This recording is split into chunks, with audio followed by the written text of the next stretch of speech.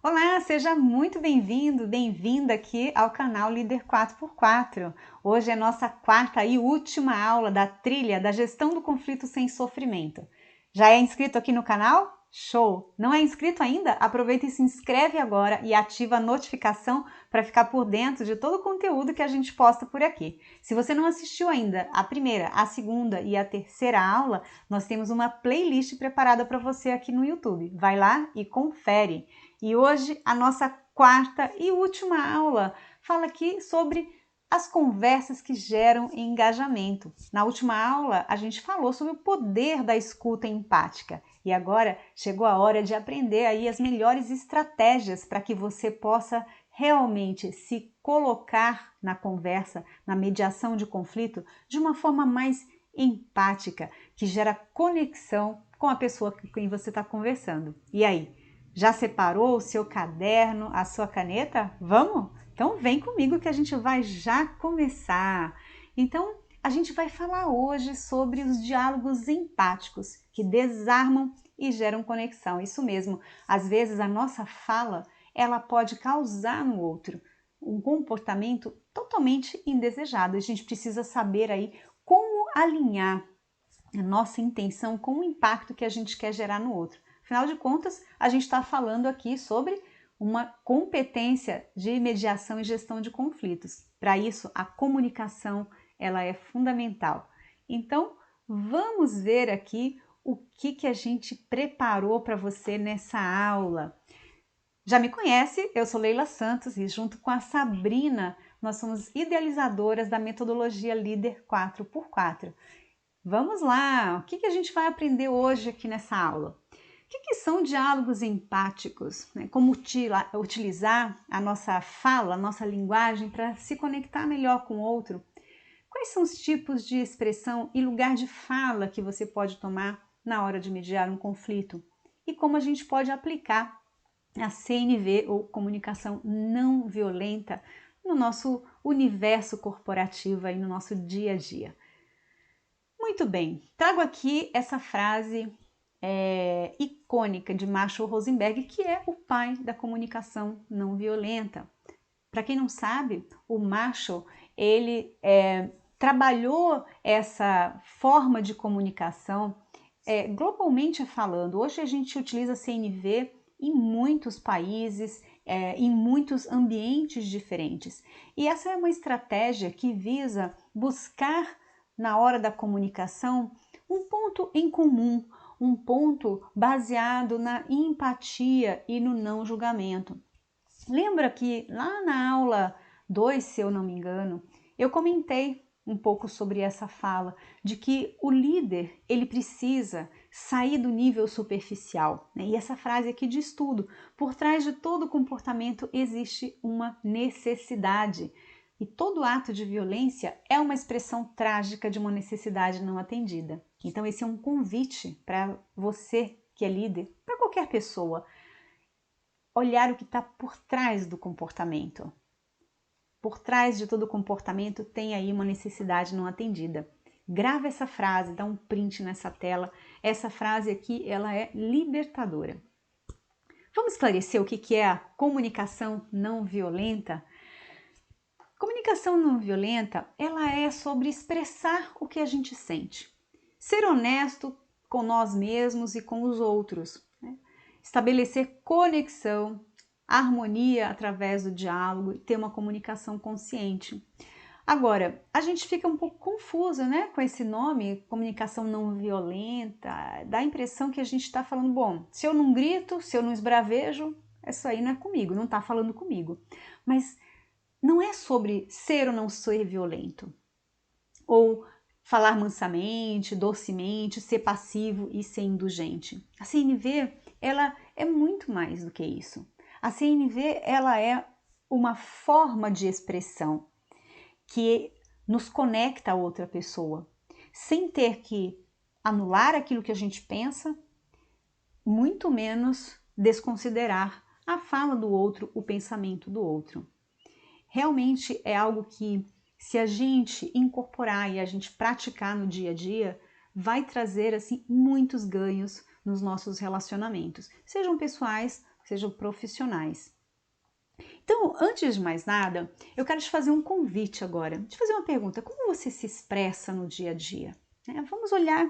A gente veio esse tempo todo falando da gestão de conflito, um olhar ali muito para o outro, né? Mas esse momento aqui é muito importante para que você se avalie em relação à sua forma de expressão. Nós já falamos aí ao longo dessa trajetória toda que a posição do líder no conflito é muito importante, é fundamental, porque a forma como você se posiciona, você pode minimizar o conflito, eliminar ou potencializar. E isso tem muito a ver com a forma como você se comunica. Então vamos lá. Você é do tipo que engole sapo? Que não fala o que importa? Como é que é? Você costuma ser, né, esse perfil um pouco mais passivo, mais calado? Veja bem que por trás desse perfil de comunicação tem uma boa intenção, que é cuidar da harmonia. Deixar as coisas tranquilas, só que essa postura de comunicação, ela tem um impacto importante, que ela coloca o julgamento na sua cabeça, mesmo que você não verbalize, mas você está julgando o outro. E você lembra que quando a gente comentou lá na segunda aula, a gente falou sobre os filtros das nossas lentes, né? Então, a forma como eu olho um evento externo e o processo internamente vai impactar diretamente na forma como eu me comporto em relação àquele evento. E quando a gente engole o sapo, isso pode lá na frente se transformar em uma bomba relógio. Então, na gestão de conflitos, engolir sapo não é legal. Tampouco soltar os cachorros. E aí? Você tem esse tipo de comunicação? Você solta os cachorros mesmo. O importante é falar o que você está pensando, colocar para fora, mas nesse momento você não está considerando o outro a falar. Tem uma boa intenção aqui. E a CNV, ela pede que a gente tenha sinceridade na fala, né? Então tem uma boa intenção. Ser sincero e se cuidar, se proteger dentro daquele cenário. Mas tem um impacto. Quando você solta os cachorros, né? Você causa mágoa, distanciamento do outro, quebra de confiança. E isso, na gestão de conflitos, não é legal, né? Vamos lá, mas tem outras formas de se comunicar. A gente tem aqui a fala autêntica. O que é a fala autêntica? É aquilo, né? É aquela comunicação, aquela forma de se portar, onde você fala o que você sente, onde você fala o que precisa, né? Você fala de você, sem julgar ou acusar o outro. Então, aqui você está se colocando, mas o teu objetivo é se posicionar, se colocar e não ofender o outro, né? Colocar o outro na berlinda, digamos assim. Tem uma boa intenção por trás desse modelo de comunicação, que você cuida de você, ou seja, você não vai engolir sapo, mas você também, na sua fala, não ataca o outro. Qual que é o impacto? O que está faltando aqui nessa forma de comunicação? Você acaba não se esforçando para chegar a um acordo necessariamente. E quando a gente está falando de gestão de conflito, a gente precisa caminhar para essa direção, não é? E aí é onde a gente atinge realmente a excelência da nossa comunicação, que é a fala empática. Aqui a gente escuta e fala com a intenção de compreender. A ideia aqui não é ficar, né, escutando para já ter a resposta na ponta da língua. E esse aqui é um grande desafio, porque a gente tem essa mania mesmo, né, de ficar processando o que o outro fala no momento da escuta.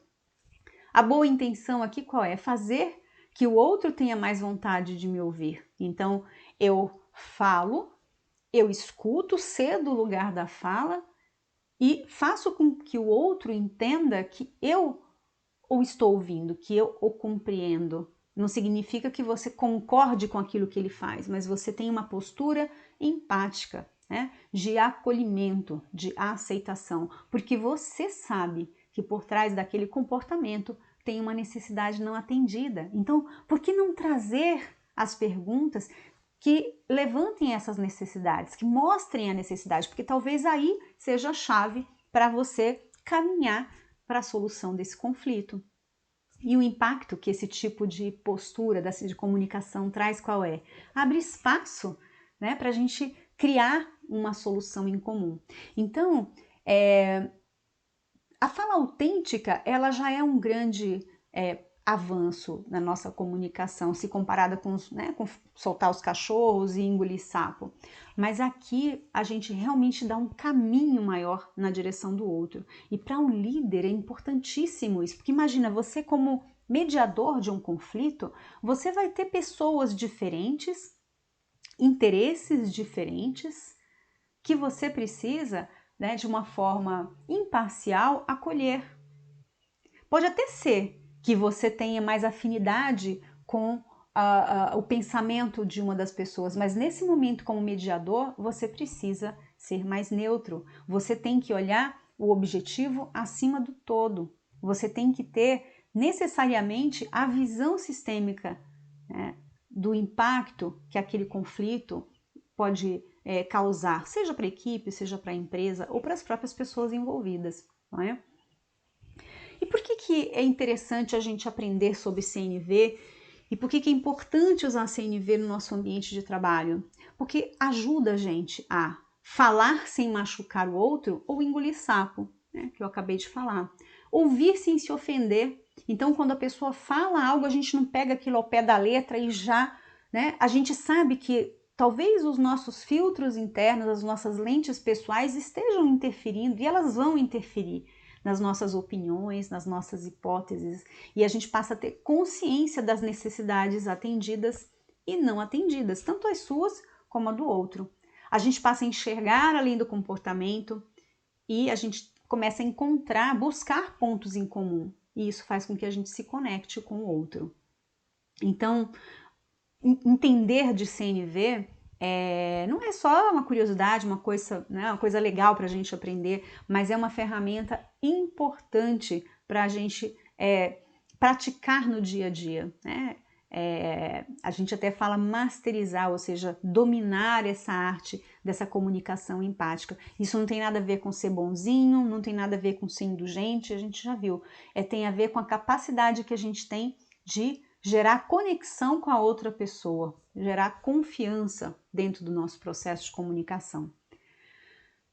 E a CNV, tal como ela foi descrita por Marshall Rosenberg, ela tem 4 passos. Então, nesse processo de comunicação, existem 4 passos, 4 etapas que a gente precisa posicionar na nossa fala. A primeira é fazer uma observação, e aqui a gente está falando de observar e falar sobre o fato sem julgamento, sem opiniões, sem hipóteses, é o fato pelo que ele é. Né? Então imagina você tirar uma foto de um momento.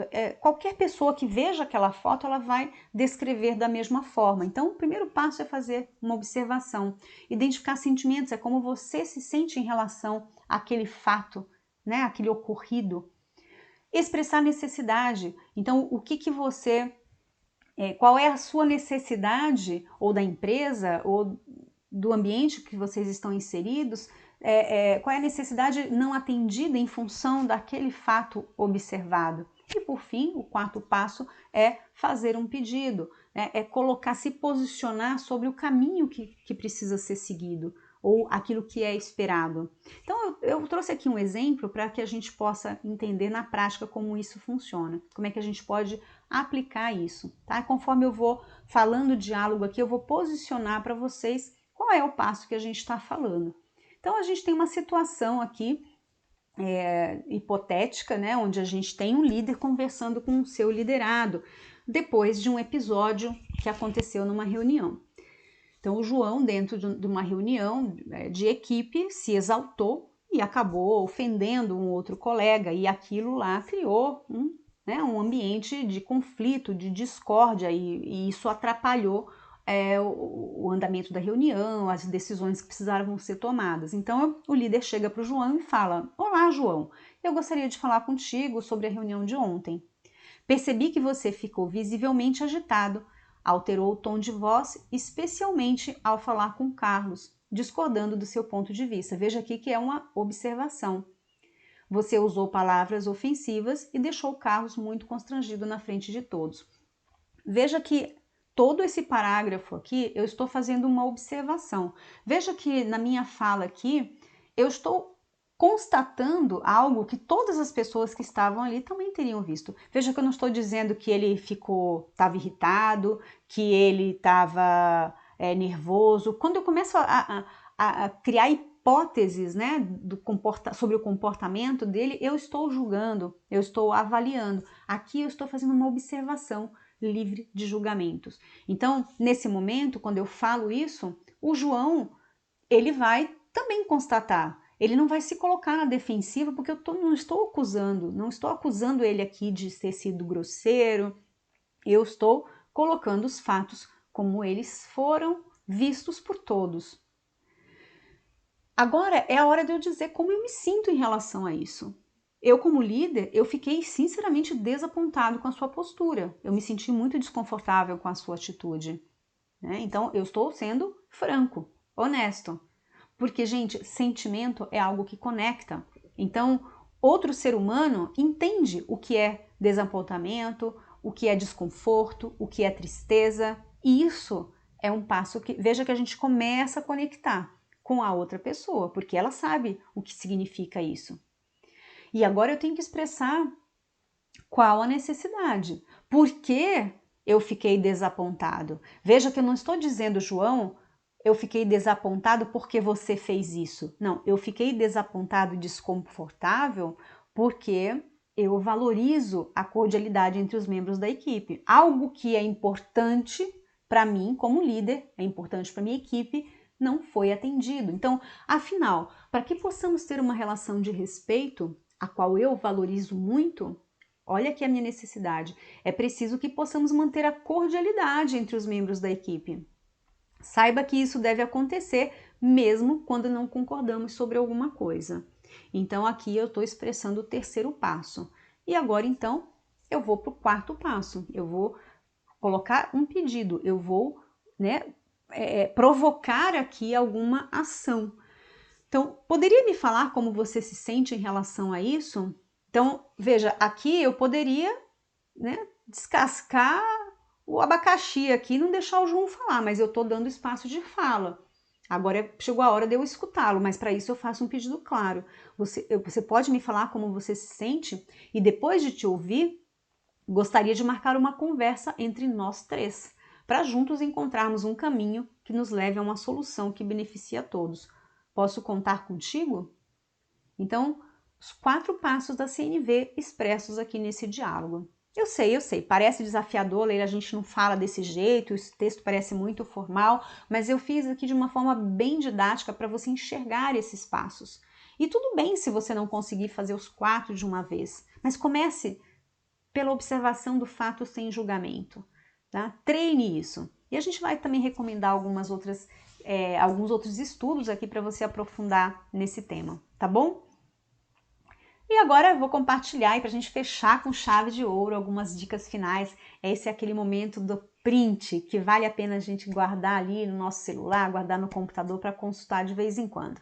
Então, regra de ouro aqui para a gente ter uma resolução ganha-ganha, uma mediação de conflito que realmente favoreça o todo, que mostre aí um objetivo comum.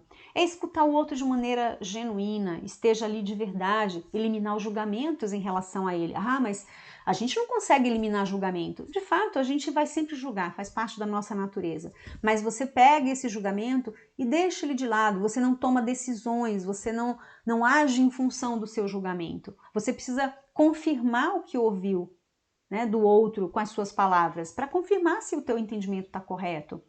É importante que você diga como você se sente frente àquilo que você ouviu do outro, certo? Então, o que significa isso? O outro precisa entender que você está ouvindo, que você não está ali só para apontar o dedo, e demonstrar interesse genuíno de encontrar a melhor solução. Para ambos, por exemplo, pode ser você com a outra pessoa que estão em conflitos ou você como líder tentando mediar. Tá? E aqui também mais umas dicasinhas aí para você guardar. Primeiro, assuma a responsabilidade, não culpe os outros, não é? Reconheça seus medos e identifique sua emoção antes de agir. Você, como líder, precisa realmente estar no controle das suas emoções antes de encarar a mediação de um conflito. E se você for parte do conflito, assuma a sua responsabilidade também, né? Essa questão das emoções dentro do conflito acaba tirando a gente, né, do sério, acaba desmotivando, acaba deixando a gente um pouco triste. Então não tem problema, você pode, né, se permita aí ficar para baixo de vez em quando, mas levante a cabeça, siga. Você, como líder, tem esse papel. Você não é super-herói, a gente sabe, e reconhecer a vulnerabilidade também é uma fortaleza do líder, né? Reconhecer para o seu time que aquele conflito está fazendo mal, né? Então, use aí os seus sentimentos, as suas emoções para se conhecer melhor e para se mostrar como o ser humano que você é. E principalmente entender que as pessoas são diferentes. Você não é igual ao João, que não é igual a Maria e tem filtros, lentes mentais aí diferentes e que tem formas diferentes de reagir diante de um desafio, não é? E desenvolver aí o poder de escutar e não julgar o outro. É um grande desafio? É, mas eu tenho certeza que se você estiver de fato interessado, né, em se apropriar dessa competência que é a gestão de conflitos, você vai investir tempo, né, na prática, tenta aqui uma vez, vai aprendendo conforme você vai usando e você vai chegar lá, eu tenho certeza. Aqui a gente vai deixar essas dicas aqui de literatura para fechar aqui a nossa trilha da gestão de conflitos sem sofrimento. É sem sofrimento, gente. Conflito é difícil, desagrada, traz frustração, mas a gente não precisa ficar pelo meio do caminho. A gente tem que se capacitar, a gente tem que se desenvolver para encarar esses desafios. E a gente já viu aqui na trilha que conflito não é ruim, que a gente pode sair melhor de um conflito, né? Desde que a gente aprenda com eles, tá bom? Vocês têm aqui então a playlist gravada no YouTube para vocês assistirem quantas vezes quiserem. E tem essa literatura maravilhosa que a gente aqui super recomenda, tá bom? E aqui eu trago uma frase maravilhosa do nosso querido Mário Sérgio Cortella, que ele diz o seguinte: o conflito é algo criativo, o que é negativo é o confronto. E a gente já viu lá na nossa primeira aula. O conflito é a divergência de postura e o confronto é a tentativa de anular a outra pessoa. E não é isso que a gente quer, não é? Muito bem, a gente finaliza aqui. Eu espero que você tenha gostado. Deixa aqui nos comentários o que você aproveitou dessa trilha, o que você colocou em prática, o que você sugere, o que você quer ver mais por aqui. E continua seguindo a gente nas nossas redes sociais, tá bom? E o convite final não podia ser outro, né? Eu vou até voltar aqui a minha tela para você me ver inteira, porque é o seguinte, qual é o convite que eu quero fazer para você? Vem ser líder 4x4. Tchau e até a próxima!